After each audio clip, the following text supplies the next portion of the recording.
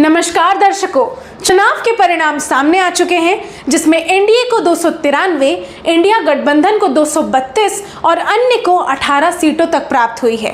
परंतु क्या exit poll के नतीजे भी कुछ इसी प्रकार के थे? नहीं ना। यदि एग्जिट पोल की बात करें तो सभी एजेंसियों ने एनडीए को लगभग 370 या उससे अधिक सीटें ही दी थी। वहीं अगर इंडिया गठबंधन की बात करें तो एग्जिट पोल में किसी ने भी 150 से ज़्यादा सीटें नहीं दी। परंतु जो परिणाम आए हैं वह इसके बिल्कुल विपरीत हैं। इसी पर इंडिया गठबंधन के कई राजनेताओं ने एग्जिट पोल को मोदी पोल का नाम भी दिया है और कहा कि ये पोल मोदी और उनकी गोदी मीडिया का अपना पोल है। इसी पर अखिलेश यादव ने ट्वीट भी किया और कहा कि विपक्ष ने पहले ही घोषित कर दिया था कि भाजपाई मीडिया भाजपा को 300 पार दिखाएगी जिससे घपला करने की गुंजाइश बन सके।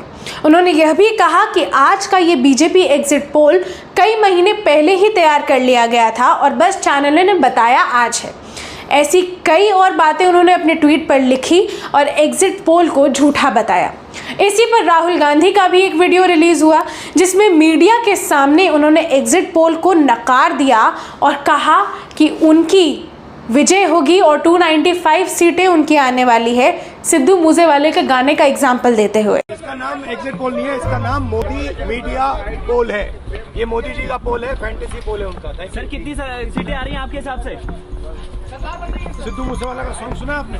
295। अब ये तो विपक्ष के अपने दावे हैं, परंतु अगर असल नतीजे देखें तो यही लगता है कि विपक्ष का दावा कहीं ना कहीं सही था। अगर हम ध्यान से विभिन्न चैनलों और एजेंसियों के एग्जिट पोल पर ध्यान दें तो जी न्यूज़ के एग्जिट पोल में हरियाणा, जहां सिर्फ 10 सीटें हैं, वहां एनडीए को 16 से 19 सीटें दे दी गई।